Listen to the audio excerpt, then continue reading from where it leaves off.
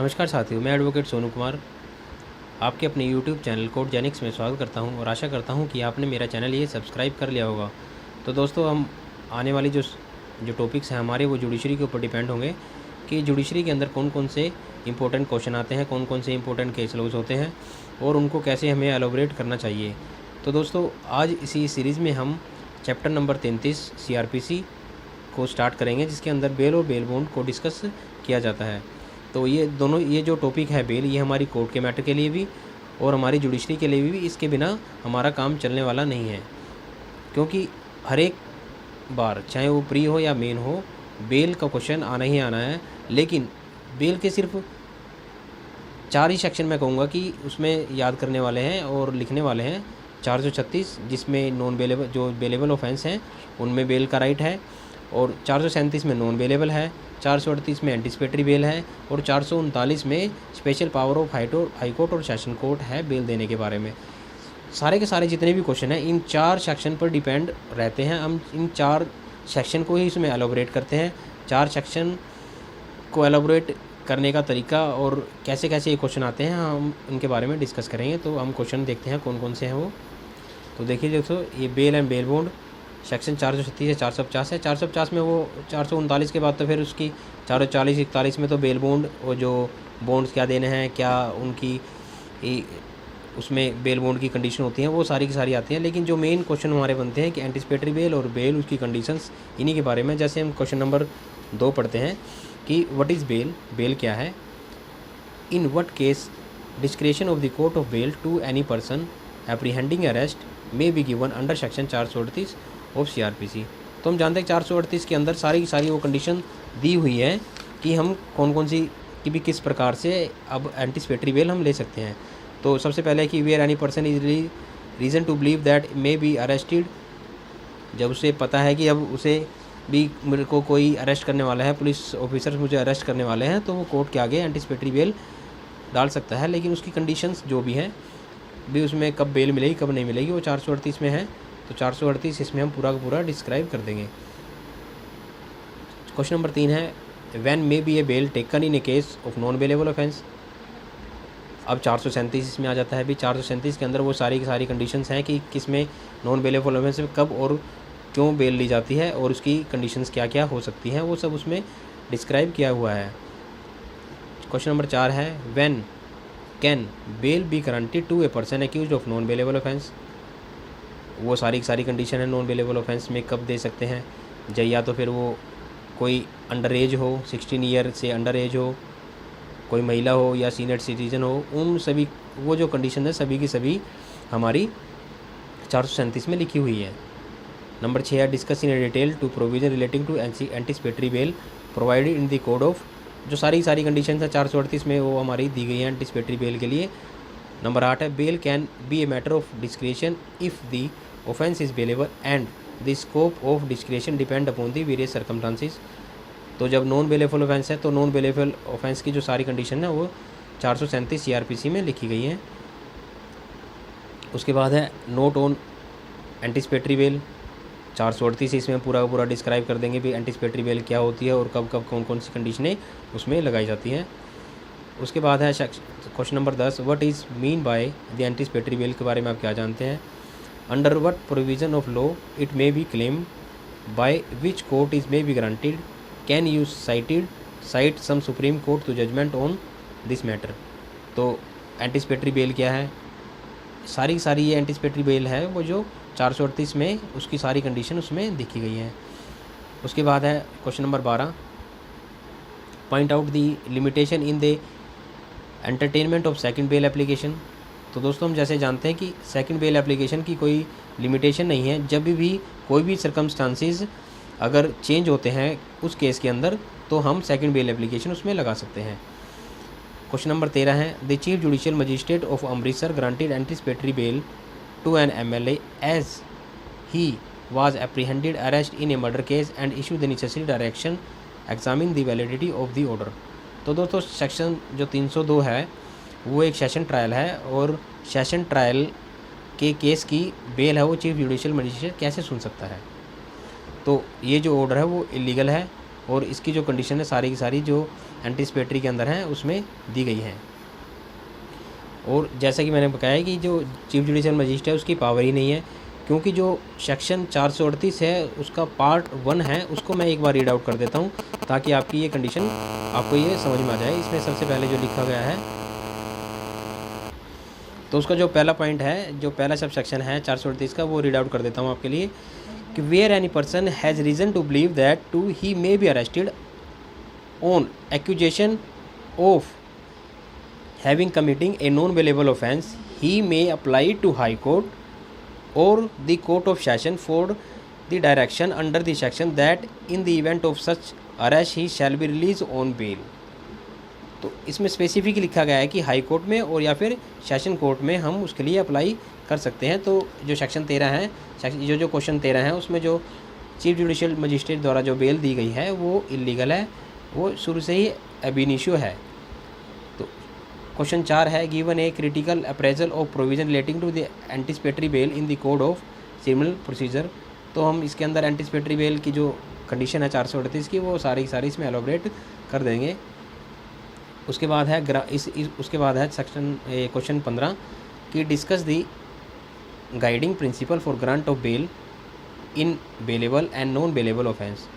वही है सर, इसमें भी हम सेक्शन जो हमारा 36 है बेलेबल ऑफेंस वाला और सेक्शन 37 है जो नॉन बेलेबल ऑफेंस वाला, उसको हम इसमें डिस्क्राइब कर देंगे। क्वेश्चन नंबर अब है 18, what is the difference between ordinary bail और एंटीसिपेटरी। ऑर्डिनरी बेल और एंटीसिपेटरी वही है कि जब एक्यूज अरेस्ट हो जाता है तो ऑर्डिनरी बेल रेगुलर बेल डालते हैं, और एंटीसिपेटरी है जब उसको खतरा होता है और उसे अपनी इज्जत प्यारी होती है तो सभी को इसीलिए वो एंटीसिपेटरी बेल डालता है ताकि उसको समाज में अपनी किसी भी समाज में उसकी बेइज्जती ना हो, तो वो एंटीसिपेटरी बेल डालता है उसके लिए, और उसके अरेस्ट होना ज़रूरी नहीं है, वो बाहर रहकर ही वो बेल डालता है। क्वेश्चन नंबर 20 है कि discuss the situation in which anticipatory bail can B guaranteed. Sir इस सभी की सभी वही जो कंडीशंस हैं एंटीसिपेटरी बेल वाली सेक्शन 438, उसके अंदर सारी कंडीशन है कब और को बेल दी जाती है। क्वेश्चन नंबर 21 है, can a bail guaranteed under section 167 CRPC be cancelled by the magistrate suo motu on presence of challan report under section 173 CRPC against accused। तो सर ये एक ऑब्लिगेटरी नहीं है, एक मैंडेटरी है। अगर 167 अब जानते हैं कि जब ट्रायल कंक्लूड नहीं हो पाता उसके सज़ा के हिसाब से 60 और 90 दिन का टाइम होता है, और उसमें जब हम डिफ़ॉल्ट बेल लगाते हैं तो एक बार डिफ़ॉल्ट बेल होने के बाद वो टाइम जो 60 दिन और 90 दिन का एक्सपायर होने के बाद जो डिफ़ॉल्ट बेल लगाते हैं, एक बार अगर वो बेल हो जाए तो कोई भी उसे कैंसिल नहीं कर सकता एक्सेप्ट दी जो कंडीशंस जो उस बेल के अंदर दी गई हैं, जैसे कि वो एविडेंस को टेम्पर ना करें, जो एविडेंस जो विटनेस हैं उनको किसी प्रकार का उससे कोई ख़तरा ना हो।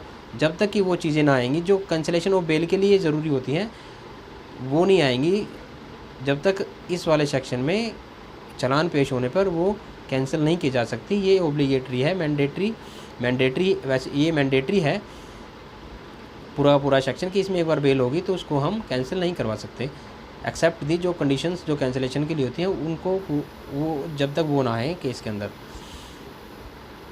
क्वेश्चन नंबर 37 है कि please give a detail procedure prescribe the forfeit of bail bond and surety bond.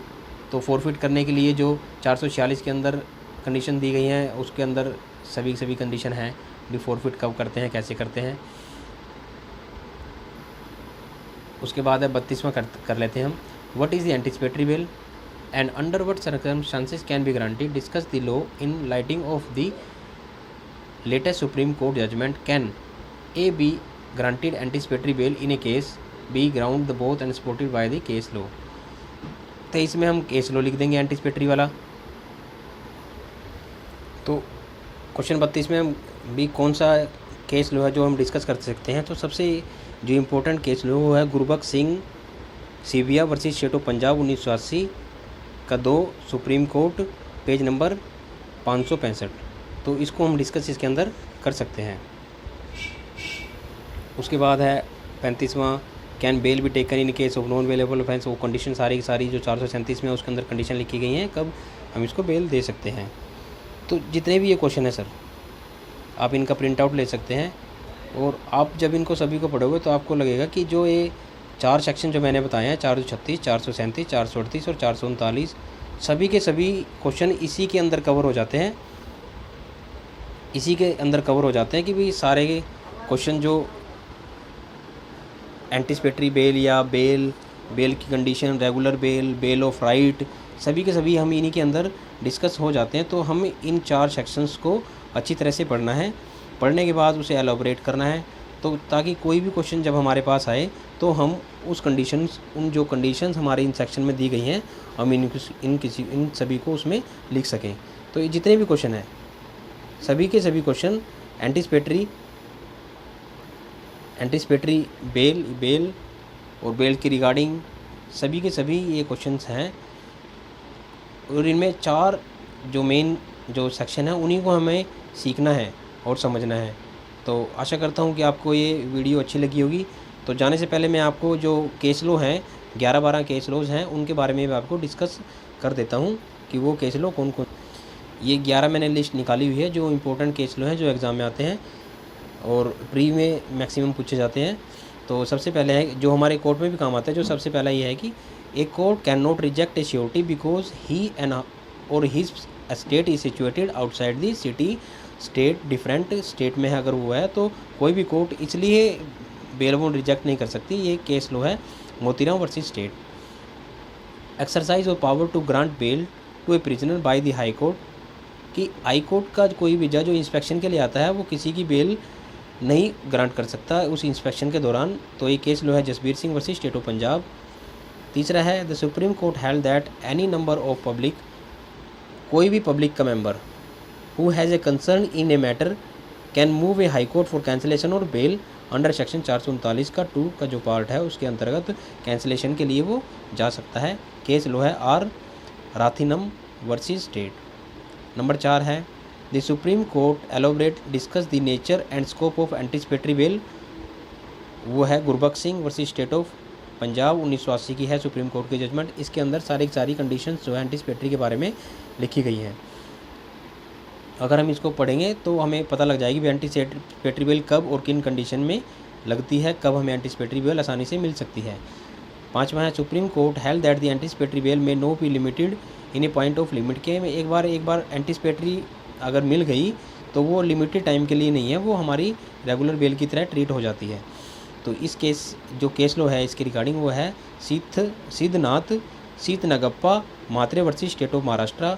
इसी में ही एक क्वेश्चन और एलोबरेट हुआ है कि जो सेक्शन 438 CRPC है can not be subject all the limitation of 437 की जो लिमिटेशन है 438 पे वो लागू नहीं होती है। ये भी सेम केस है। उसके बाद है कि अगर एंटिसिपेटरी बेल ग्रांटेड कर रहे हैं उसका कोई लिमिट उसमें अगर लगा दी है ड्यूरेशन की और उसके बाद कोर्ट कहती है कि हम उसके बाद इसको दोबारा सरेंडर करके उसको रेगुलर बेल के लिए अप्लाई करना पड़ेगा, तो ये कॉन्ट्ररी ऑफ लेजिस्लेशन है, क्योंकि एंटिसिपेटरी बेल रेगुलर बेल है, उसमें लिमिट अगर लगाते हैं वो इलीगल लिमिट्स होती हैं। The supreme court held that the court can invoke the extra ordinary जुडिक्शन under section 438 of the code of criminal procedure after filing of chargesheet of after taking cognizance, लेने के बाद भी 438 इन्वोक वो कर सकती है। उसके बाद क्वेश्चन 9 है the supreme court held that section 18 of SC/ST act 1999 which over ride the section 438 of code criminal procedure is not violate the article 14 और 21। मतलब कि जो SC/ST है उसमें एंटिसिपेटरी को बाढ़ किया गया है, उसमें हमें एंटिसिपेटरी में नहीं मिलती और ये जो कंडीशन है वो आर्टिकल 21 और 14 को वायलेट किसी प्रकार से नहीं करती है। नंबर 10 जो केस लॉ है उसमें है, इसका जो केस लॉ है भी SC/ST में एंटिसिपेटरी लागू नहीं होती, वो है स्टेट वर्सेस रामकृष्ण ना। तो 10वां है the supreme court held that a person against whom a warrant has been issued and is abscond और कंसर्न हिमसेल्फ, अगर कोई भी व्यक्ति जो एब्सकॉन्ड हो गया है 882 जो 82 की कार्रवाई CRPC की चल गई है, प्रोक्लेम ऑफेंडर हो गया है, तो एंटिसिपेटरी बेल के लिए वो एंटाइटल नहीं है, वो केस लो है लवेश वर्सेस स्टेट। उसके बाद है supreme court held that mayor rejection of anticipatory bell can not be A ground of arrest, कि एंटिसिपेटरी बेल अगर कैंसिल हो गई है तो उसका कोई एक ग्राउंड नहीं है अरेस्ट करने का, वो केस लो है MC इब्राहिम वर्सेस स्टेट। तो दोस्तों मैं आशा करता हूँ कि आपको ये सभी अच्छा लगा होगा। अगर आपको अच्छा लगा है तो अपने दोस्तों को शेयर करें, और जो 75 जो क्वेश्चन डिस्कस किए हैं उन क्वेश्चंस को आप बार बार पढ़ें, तो आपको लगेगा कि वो जो 4 जो सेक्शन चैप्टर 33 के हैं वही सबसे ज़्यादा इम्पोर्टेंट है। उसी को हम एलाबोरेट, कोई भी क्वेश्चन आता है तो उसके रिगार्डिंग हम उन सेक्शन को एलाबोरेट करके लिख सकते हैं और अच्छे नंबर उसमें हम ले सकते हैं। धन्यवाद।